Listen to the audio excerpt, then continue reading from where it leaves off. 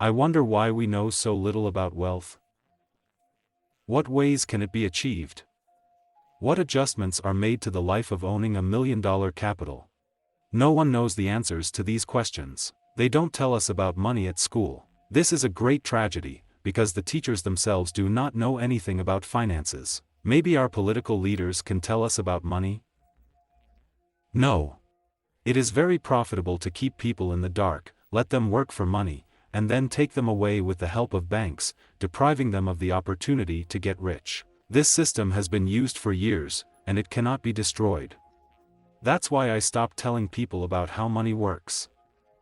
After all, in fact, you need to learn how to save your finances first.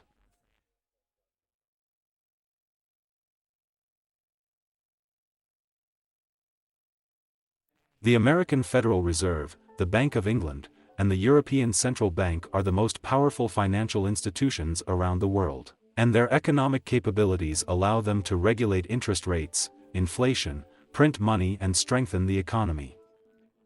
It is these tools that directly affect your earnings and the effectiveness of your savings. Simply put, it depends on these organizations these days whether you will be rich or not. The financial system is designed only to make the rich richer, and the poor and middle classes are not allowed to have money.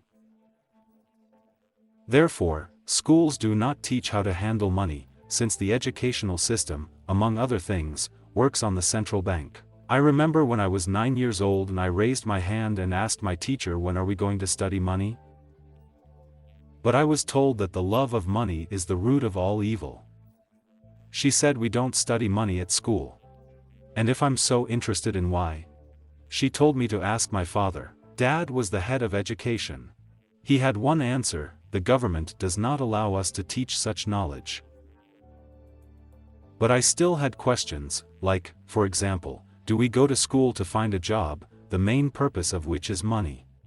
If that's the case, then I want to skip everything and study money right away. That's how I started to get interested in finance. We need to understand that this is not about how to find a job, earn money, and make savings. The science of money is just two wings, debts and loans. And that is why, when a crisis occurs, poor people and the middle class do not know what to do at all, and they are simply broken. The destructive power of money is that we do not control it. People can work more and more, but the central bank will simply print more money and devalue what people have already earned. It's about the quintillion effect. This is when the state or the central bank prints money, and it does not go directly to all members of the population equally. First of all, they get to political insiders, people who are in the inner circle of those who can produce money. Thus, these finances pass by the economy and do not create inflation, but this only helps some people to become even richer. And at the moment of crisis, they are simply not afraid of it, because all their power is in those pre-printed money. Analyzing this information, you should not think about fighting the system, you just need to learn how to control money yourself. Understanding that such an instrument as a bank cannot be used to increase wealth, because your capital, whatever it may be, can easily be devalued. And then turn into millions that will settle in the pockets of the rich. The desire to accumulate in today's realities should develop into the creation of a cash flow. Investments, or the creation of your own business or product, will help best. As long as money is in the halo of your possession and proper use, and they will multiply and make you richer.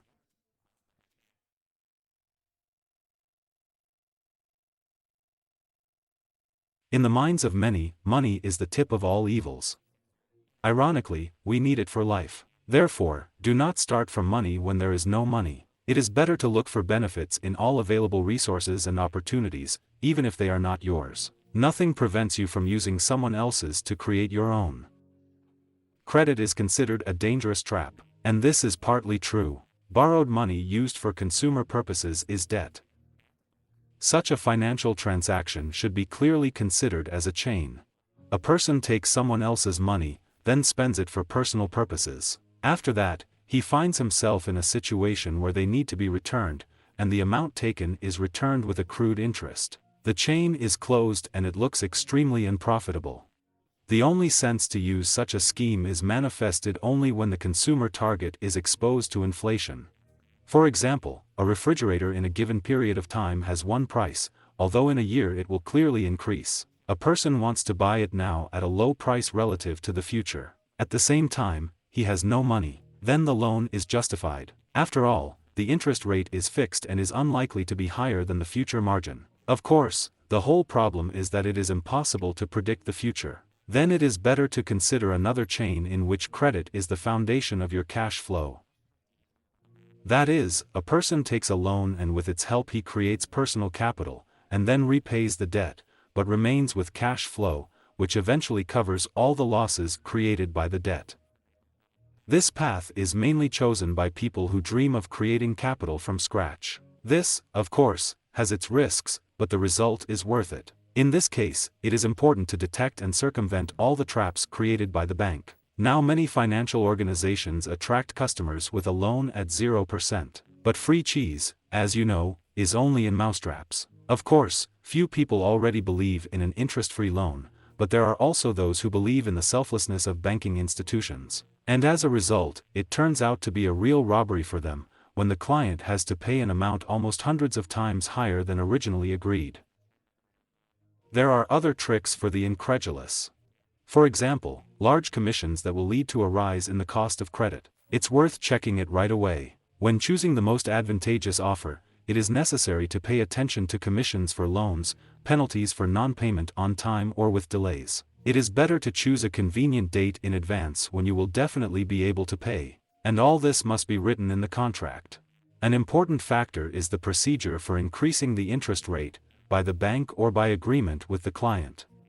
The client must clearly understand on what terms this will be carried out and where he will be able to find out information about the changes made, since not every bank personally notifies the client. This can simply be posted on the bank's website or on an information board.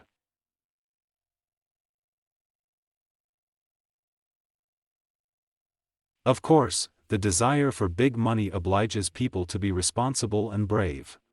The financial world is very cruel, and if a person is not ready to fight for his place in the sun, he will not succeed. And it's not about belligerence at all, it's much more important just to be one step ahead of the rest. Many people wake up and fall asleep with the desire for wealth. Someone is trying to move up the career ladder, others are looking for themselves in business, others are trying to establish passive earnings. We know a lot of success stories, but we don't think about those who failed. What did they lack? What was the reason? There are many more questions that need to be analyzed on the way to wealth. But first of all, ask yourself, why should you become rich? Leave your answers in the comments below this video. It will be interesting to know the thoughts of my subscribers. And if you really understand your uniqueness and are ready to move towards big money, you should find out how you can earn the first million.